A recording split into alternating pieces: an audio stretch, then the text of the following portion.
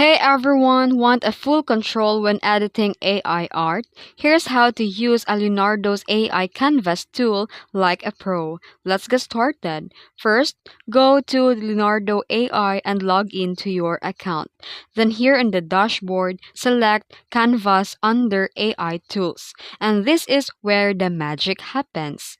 And here, type your prompt. You need to start by typing a creative and detailed prompt like this example. A fantasy castle floating in sky, glowing clouds, golden sunset, anime styled ultra detailed.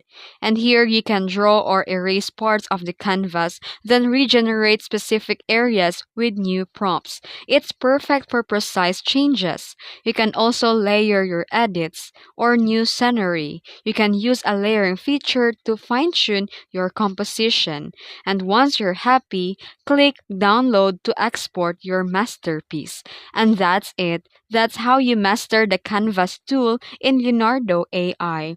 Edit smart, prompt well, and design like a pro. If you found this video helpful, don't forget to like and subscribe for more tutorials. Thanks for watching.